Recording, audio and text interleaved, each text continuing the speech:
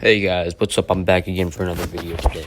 In today's video, I wanted to talk to you guys a little bit about something that's really personal for me, but it's a true story, so I hope you guys will enjoy. Please leave a like, and feel free to stare at this picture for as long as you want of Kobe Bryant and Jalen Rose. Okay, so I know that you guys know who this is, right? It's undeniable who Kobe Bryant is. I'm guessing that a lot of you guys who watch ESPN know who the other guy is. This man in the red is Jalen Rose, the guy who Kobe Bryant, quote-unquote, scored 81 points on, even though Kobe was guarded by Morris Peters and Jalen Rose and I think another guy in that night, and Mo Pete didn't do very well either. But I'm not here to talk about Kobe's 81-point game. I'm here to talk about what Kobe means to me, personally. And I know this video is a little late because it's about 4 days past the one-year anniversary of Kobe dying, but I've been sick all week, and so now I'm getting to it. So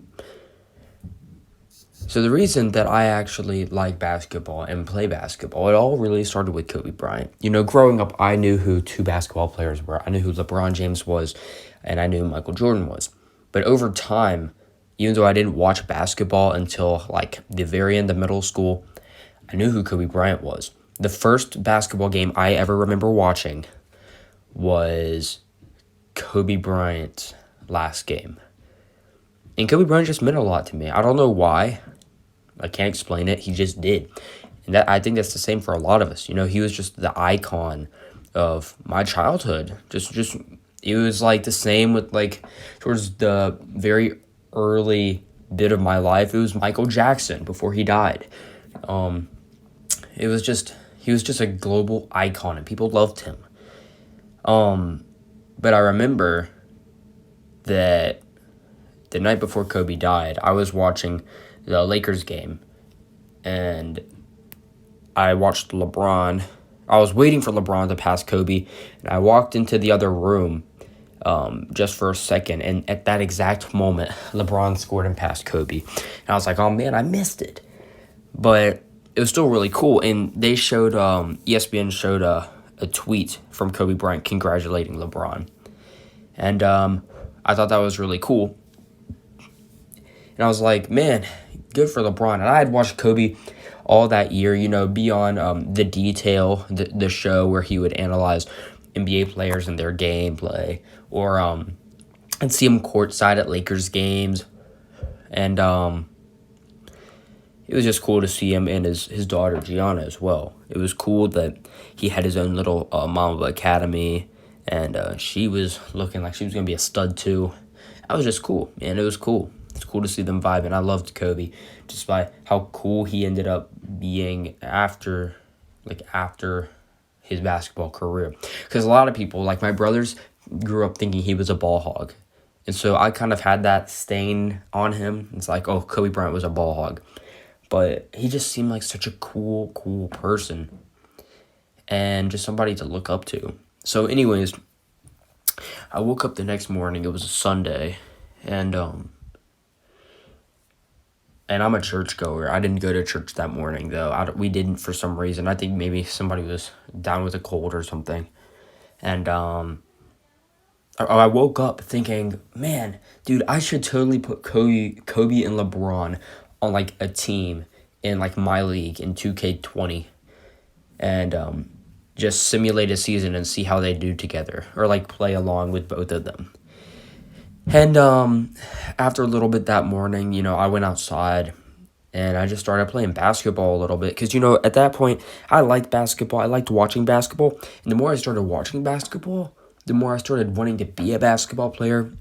And I'll be real, bro, I'm white. I'm like 5'10". I don't have hops. I'm injury prone, and my shot is terrible. I just like the game. And so I went outside, I started shooting around. I wasn't hitting a lot of my shots. I remember it was a cloudy day for sure that Sunday. And I went upstairs because my phone was charging upstairs after I was done playing basketball. And I got on my phone, and I got on Instagram, just like any normal person, just checking my feed, seeing what was up with friends and whatnot and people. And people started saying, like, rip Kobe and stuff. I was like, what on earth is this? And I was like, no way. And then I kept looking and looking, and then I heard the voices of my brothers downstairs. I think my dad was watching football or something, but my brothers started yelling, Noah, Noah, Noah, and I was in shock. So yeah, I found out that he died, and at that moment on the TV downstairs, there was like a breaking news, like they just interrupted the football game or whatever my dad was watching. It was saying Kobe Bryant and all passengers aboard a helicopter died. There was a rumor that Rick Fox had died too, which was sad because I knew who Rick Fox was and his daughter, but it shook me. I was just like, no way, that can't be true. Like a night after LeBron passed him. No. And, I'd been having a really tough school year. That was the beginning of a really tough semester mentally that just destroyed me, wore me down. Inarguably the toughest semester of my school, quote unquote, career, you could say. But yeah, Kobe found out he died. And I just couldn't believe it. I was just in shock. It was just not possible for me to believe. And people have asked me, I've talked about this before with people, and they're like, why did you care so much about Kobe Bryant if you never met him or knew him? It's like, I don't know. I'm a Christian, and I just feel pain. I can look in somebody's eyes and feel their pain and be there for them so easily.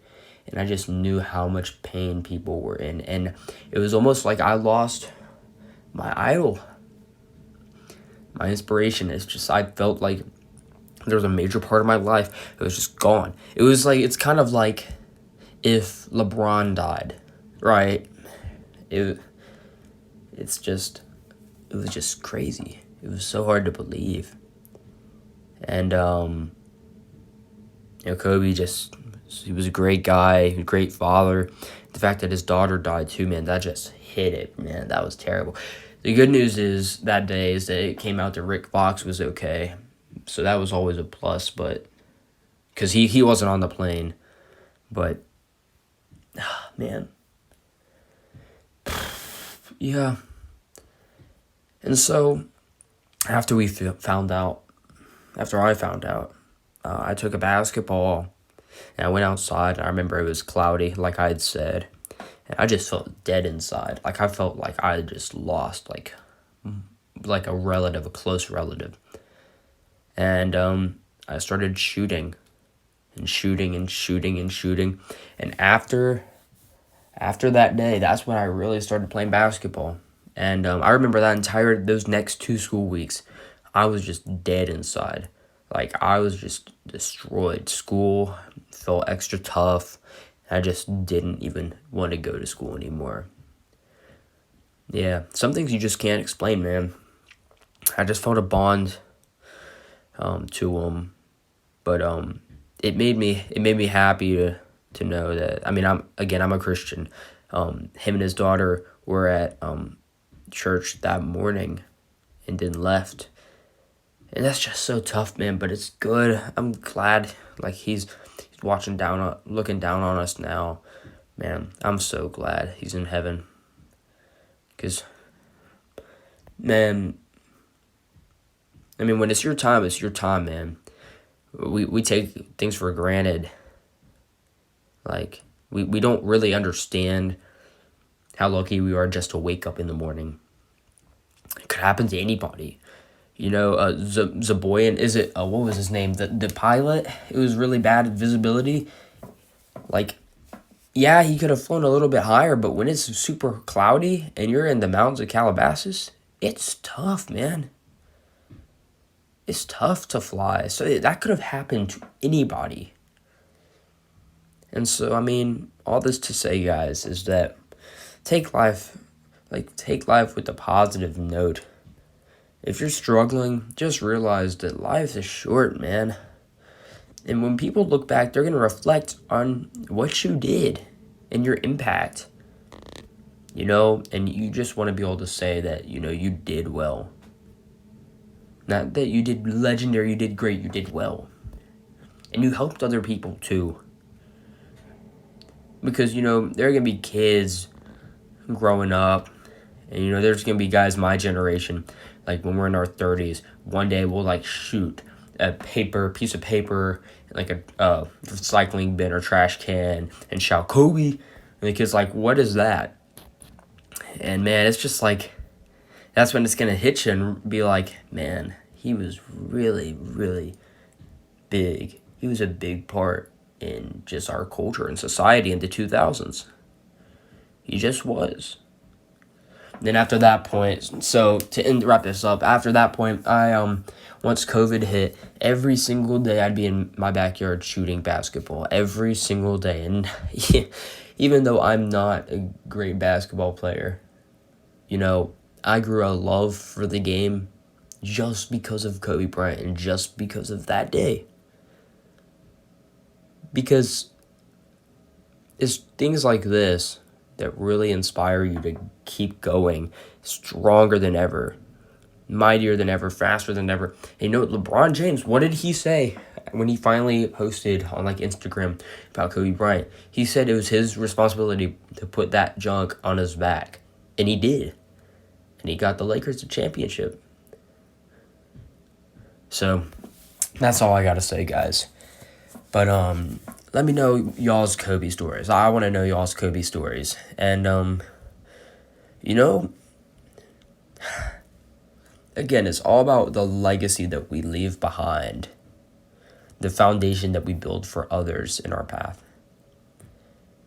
And so I encourage y'all to keep moving forward if you're struggling, and just realize, just keep fighting the good fight and know that it's worth it, guys.